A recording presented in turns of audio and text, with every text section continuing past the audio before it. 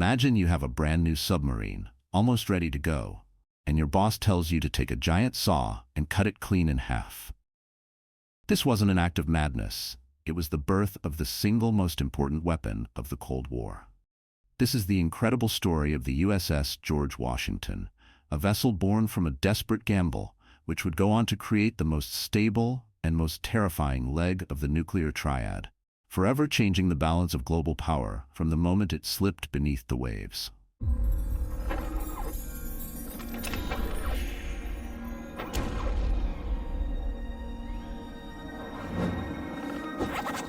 In the years following the end of World War II, the world settled into a new, chilling kind of conflict.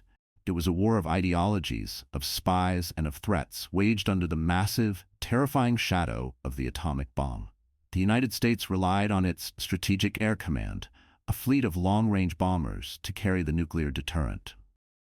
But as the 1950s dawned, this strategy was beginning to look fragile. Bombers were vulnerable. They could be shot down by improving Soviet air defenses, or even destroyed on the ground in a surprise first strike. The fear in Washington was palpable. What if an attack could wipe out America's ability to retaliate? That was a vulnerability that could invite catastrophe. The next thought was land-based missiles, siloed away in the vast American heartland. Better, but still not perfect. The silos were stationary, their locations would eventually be known, and they too could be targeted. The Pentagon needed an ace in the hole. They needed a weapon that was mobile, invisible, and always on alert. They needed to hide their missiles in the one place no one could map with certainty: the crushing, silent darkness of the deep ocean. The idea of a submarine that could launch a ballistic missile was the stuff of science fiction, but it was an idea that absolutely had to be made real. The driving force behind this revolution was a man who was, himself, a force of nature: Admiral Hyman G. Rickover. The famously cantankerous and brilliant father of the nuclear navy, Rickover had already shattered naval tradition by putting a nuclear reactor into a submarine, the USS Nautilus. Now, he and a team of the nation's brightest minds in the Navy's Special Projects Office were tasked with an even greater challenge: marrying nuclear power with nuclear weapons in one vessel. The initial plans were for a purpose-built class of submarines, designed from the keel up to carry these new weapons. But the intelligence coming out of the Soviet Union was alarming.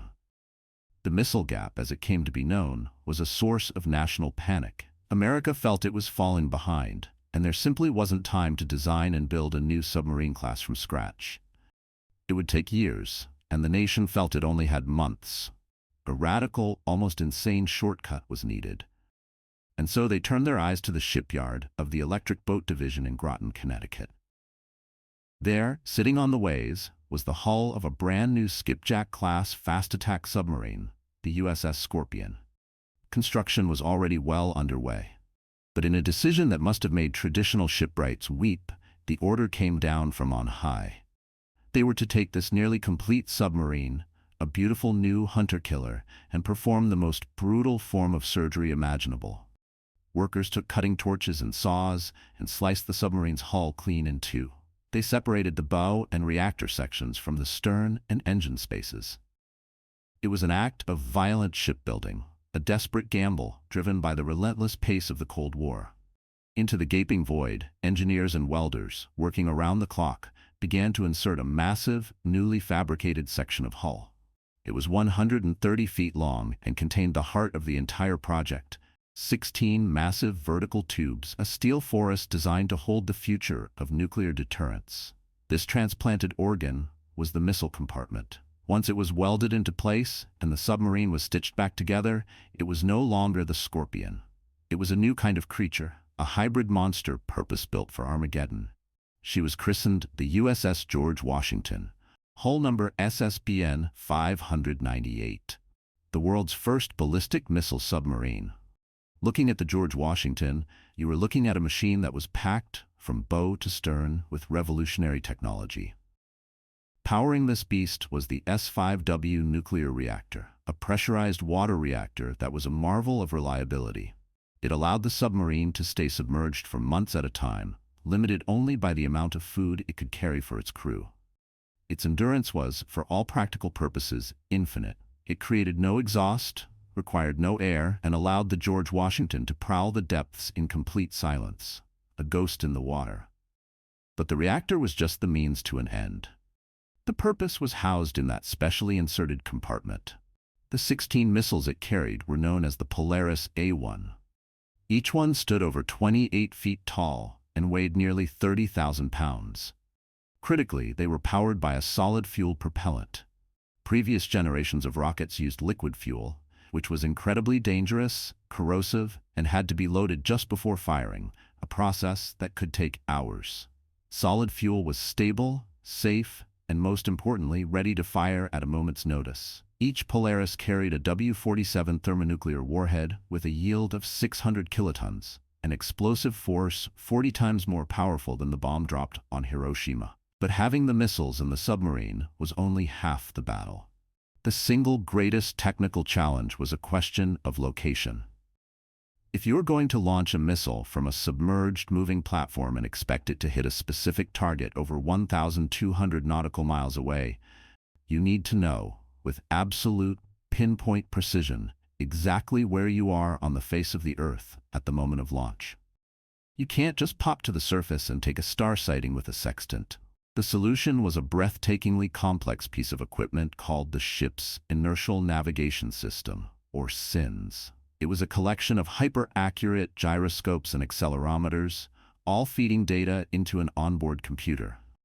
It allowed the submarine to keep a constant, running track of its position from the moment it left port. It was a self-contained guidance system that didn't rely on any outside signals, making it impossible to jam. And frankly, the math involved in making that shot possible is the kind of stuff that gives me a headache just thinking about it. It was rocket science, in the most literal sense imaginable. The George Washington had the power, it had the weapons, and it had the brains. Now it had to prove to the world that it all actually worked. The date was July 20th, 1960. The USS George Washington was cruising at a depth of about 90 feet off the coast of Cape Canaveral, Florida. On board, the crew went through the countdown. The tension must have been unbearable. This had never been done before. The outer door of missile tube number 1 was open to the sea. A massive burst of high-pressure gas shot into the bottom of the tube, launching the 30,000-pound missile upwards like a champagne cork. It burst through the surface of the ocean in a geyser of white water, a silent, black cylinder climbing for a split second before, with a deafening roar, its rocket motor ignited. The missile streaked into the sky, a pillar of fire and smoke against the blue Florida sky, perfectly on course for its target zone over 1,000 miles downrange. A little while later, a second missile followed, performing just as flawlessly.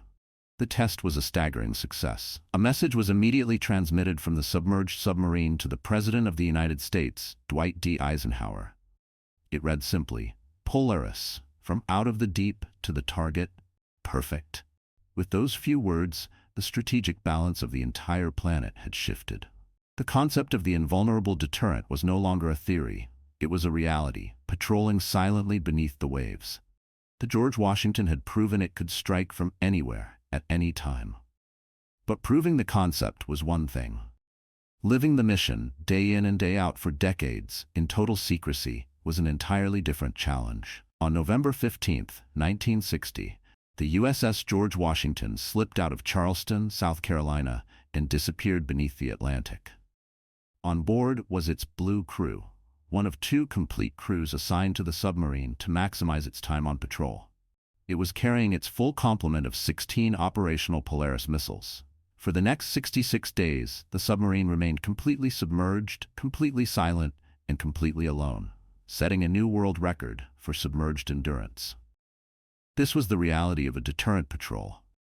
It was a mission defined by quiet routine and immense psychological pressure.